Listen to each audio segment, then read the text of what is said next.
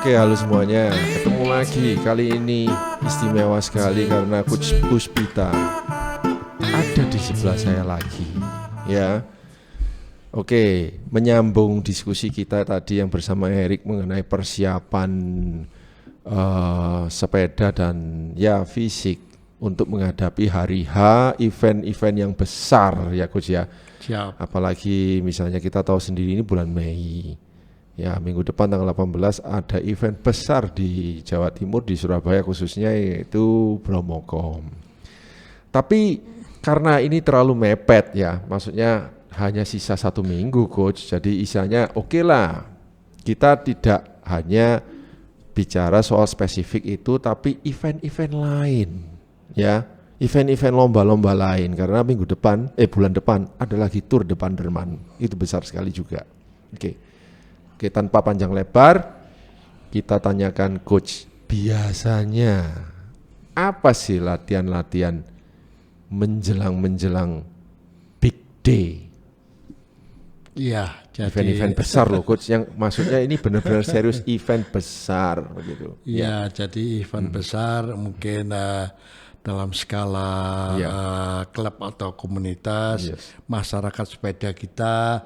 Ini Bromokom ini termasuk salah satu sasaran uji nyali. Nah, ini kadang kalau mereka bisa menaklukkan Bromo itu rasanya itu badan tuh rasanya kok sombong, wis takluk Bromo tak takluk, taklukin ya. Jadi seperti itu. Jadi inilah memang salah satu jadi olahraga sepeda, kalau kita bisa menaklukkan sesuatu yang lebih dari kita, akhirnya ya kita merasa pride. Jadi pride of jadi badan kita ini kita merasa besar gitu. Nah, nantinya di masyarakat, di sosial pun kita merasa Bromo aku wis mari gampang gitu ya. Nah, cuman kadang ini suatu persiapan menuju event itu masyarakat kita, karena olahraga kita ini belum begitu populer di sepeda, jadi persiapannya waktunya pendek. Sangat-sangat pendek. Begitu kurang 2 minggu, kurang 3 minggu. Nah, itu dia. 1 bulan. Ya. Dia baru geruduk gitu. Kudu ngene. Betul Coach, betul Coach. Nah, ya kan. Yeah. Nah, jadi artinya itu memang sebuah set goal sebetulnya. Kalau biasa saya menangani atlet nasional atau event-event SEA Games, Asian Games itu ya.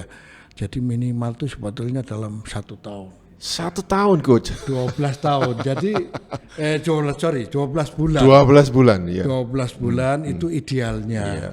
Ditarik mundur ke belakang. Jadi artinya itu kita bikin satu makro program.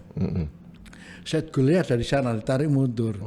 Nah, persiapan itulah yang harus ditempuh. Jadi ada startnya. Jadi startnya itu kita anggap kita belum punya apa-apa. Aku baru naik sepeda. Nah, apa yang harus aku lakukan? Masuk atau speed 40, masuk atau speed 50. Jadi artinya kita harus memulai dari dasar, dari pondasi. Pondasinya sepeda itu apa? Nah, pondasinya sepeda itu adalah daya tahan. Daya tahan ya Coach ya? Daya tahan atau endurance. Nah, itu yang sering dikatakan orang-orang. Jadi kalau di ilmu kepelatihan itu adalah low intensity high volume. Nah, jadi jaraknya jauh tetapi intensitasnya di endurance. Nah, kalau sekarang di Garmin itu ada set 1, set 2, set 3. Nah, itulah set 2 dan 3 itulah endurance. Nah, kita latihan di sana dengan cadence kurang lebih antara 80 sampai 100. 80 sampai 100 ya betul. Tapi waktunya lama, minimal paling tidak ditempuh 45 menit hingga sampai 4 jam atau 5 jam. 4 jam, itu 5 jam. dasarnya. Zone 2 4 jam 5 jam. Itu dasar untuk membangun endurance. Dasar untuk membangun endurance. Nah, Ini pondasi. Pondasi, ya. Sama aja dengan bangun pondasi. Ya pondasi kita harus dalam, harus luar karena kita sudah tahu kalau umpamanya tujuannya ke Bromokom, tujuannya tanjakan yang udah pasti Cemoro-Lawang dari dulu itu adalah 2.300 meter DBL. Betul. Udah, 2000. tidak akan berubah. Ya, tidak berubah. Nah itu, jadi kalau kita nggak akan menuju ke sana tiba-tiba dari ketinggian Surabaya 0, anggap 0 ke 2.300, gradiennya berapa itu udah 15 lebih. Jadi kita jangan mendadak ke sana, tapi kita upgrade. Jadi namanya adalah jadi kalau kita latihan tuh harus ada stepnya. Satu persatu lah, makanya ini butuh waktu. Betul. Nah, ini daya tahan ini bisa latihan di antara 2-3 bulan. 2-3 bulan. Nah, ini dia. Baru setelah itu baru kita membangun otot kita. Daya tahan tadi itu membangun daya tahan itu untuk jantung. Iya, betul. Jadi jantung ini untuk memompa agar oksigennya itu sampai ke seluruh tubuh dengan normal. Iya. Jadi oksigen itu nyampe tekanan ini ya. Jadi namanya VO2 max. Yes. Volume oksigen maksimal. Iya. Nah, ini standar daripada daya tahan. Nah, setelah itu kita membangun kekuatan. Namanya strength. Strength training, ya. Strength training. Jadi itu dulu. Iya. Nah, strength training tadi karena ada cadence di mana di endurance. Iya. Nah, itu kita cadence antara 80 90. Nah, itu yang dibilang speed karena dengan 1 jam kita cadence 100 saja. Itu 1 jam kali 1 jam itu 60 menit. 60 menit kali kalau cadence kita 100 adalah 6.000 kali. Oke, 6.000. Kalau 2 Iya. jam 12.000. Jadi otot kita semakin kuat, tetapi masih belum terbentuk karena strength-nya belum ada. Nah, strength ini latihan tanjakan dengan gear berat, dengan melakukan cadence, tapi cadence-nya tidak besar. Cadence-nya hanya 50-60, tapi dengan gear berat. 50-60. Jadi 50, 40, 60 lah. Ya. Jadi ngisi strength. Iya. Jadi itu jaraknya dulu. Nah, setelah kita ngisi strength antara 1 bulan hingga 2 bulan, baru kita namanya kita konversi menjadi power. Power definisinya adalah strength yang bergerak. Yang strength yang bergerak. Jadi strength-nya tadi diisi sama cadence yang 80-90. Nah, inilah yang menuju ke titik menjadi power. Baru kalau ada power baru kita bicara speed. Jangan bicara speed sebelum punya strength dan cadence. Intinya itu. Nah, power ini bisa kita konversi untuk power speed, bisa untuk power climb.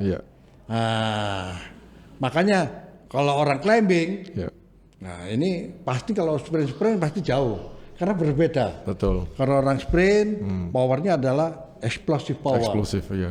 Tapi orang climbing itu powernya panjang tapi berkesinambungan. Nah, ini kelihatan dari badannya aja. Kalau badannya metekel, ototnya gede-gede, ya itu sprinter. Tapi yang keceng-keceng dur, itu pasti climber. Nah, seperti itulah gambaran kasarnya. Jadi masuk akal, ya. Dengarkan ya. 3 bulan sebelum itu, Pak, paling enggak Anda itu harus endurance dulu, terus habis gitu menjelang 2 bulanan ditambahi strength terus strength, kemudian jadi dikonversi menjadi power. Strength dikonversi menjadi power. Power kalau memang climbing, tapi kalau dia balapannya kriterium harus speed. Iya, harus speed. Iya, masuk akal. Nah, sekarang gini, Coach. Ada orang itu yang ya namanya orang ya, Coach ya, mau segalanya itu instan. Oke lah, ya, taruh misalnya katakan misalnya dia bukan atlet atau Bromokom itu kan banyak diikuti oleh orang-orang non atlet ya, jadi orang-orang umum, tapi mereka kepingin mencapai suatu pencapaian gitu loh, Coach. Tapi Anda tahu sendiri bahwa orang umum itu untuk disuruh latihan yang rutin kok ya males ya, itu selalu ada alasan. Nah sekarang ini kalau misalnya katakan wis nanti aja lah, mosok saya aku gak bisa satu bulan tok aja masa ndak bisa, ayo gimana coach? Ya ini diguyu. Memang suatu prestasi itu semua tidak ada yang instan ya. Iya. Jadi nggak kayak minum kopi instan langsung langsung melek gitu ya. Jadi ini karena perpaduan antara sepeda ini sangat-sangat unik. Jadi saya sangat saya puluhan tahun di sepeda, dari atlet sampai saya jadi pelatih. Ini uniknya adalah fisik, mental, ini. Nah, karena sepeda ini, olahraga sepeda adalah sepeda ini nggak akan jalan. Mau sepeda 350 juta, 500 juta tidak akan jalan kalau nggak ada mesinnya. Lah mesinnya di mana? Lah mesinnya di orang kok, di manusianya kan, humannya tetap harus dilatih. Beda dengan mobil ya, tinggal ngegas. Nah ini harus latihan. Nah tidak ada yang instan, tetapi tidak ada yang enggak mungkin. Semua pasti bisa karena memang ditempuh itu. Tapi jangan instan dadaan balapan saiki ngombe obat-obat kuat. Aduh tambah kawan tambah rusak. Nah seperti itu. Ya itu nasihat dari Coach Puspita. Oke, tanpa panjang-panjang lebar lagi ya. Sekarang tinggal 1 minggu coach. Persiapan terakhir apa yang harus dilakukan orang itu coach? Ya, ini kalau melihat dari Promocom tinggal 1 minggu lagi. Jadi apa sudah secara peningkatan prestasi mau latihan 200 kilo, 300 kilo sudah tidak mungkin. Jadi yang adalah maintenance latihan dengan cadence antara 80-90 1 jam, 1 hari, satu hari 1 jam cukup.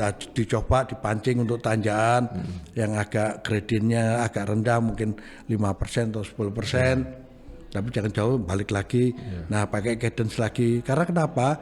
Jangan sampai menempuh lagi nanti, wah aku belum nyoba Bromo nih, akhirnya dicoba minggu ini, nang Bromo nang Wonogiri lagi. Nah itulah yang akan terjadi nantinya, karena Anda melakukan aktiviti yang berat, akhirnya terjadi penumpukan sisa pembakaran energi. Sisa pembakaran energi ini namanya sampah. Iya, sampah malahan ya. Nah, jadi menumpuk sampah, namanya acid lactic. Asam laktat yang merongkol itu lah, itu yang akhirnya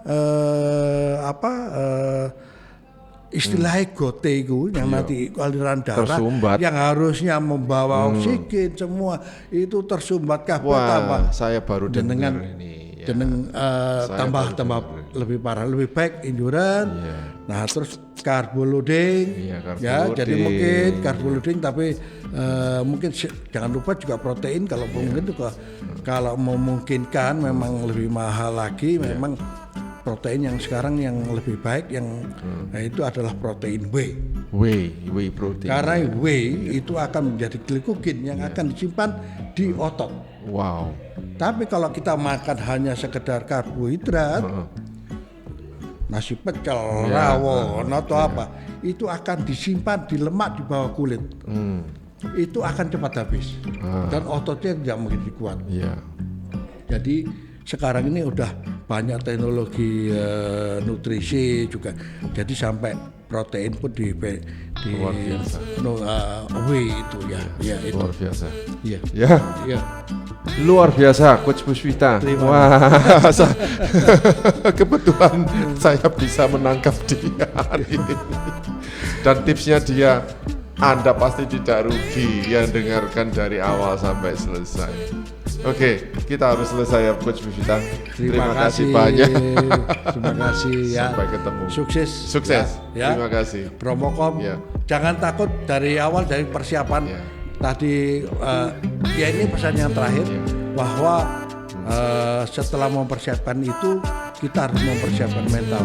Jadi jangan takut 2.300 meter di WL. Tidak takut. Pokoknya saya bisa. Sekian, terima kasih.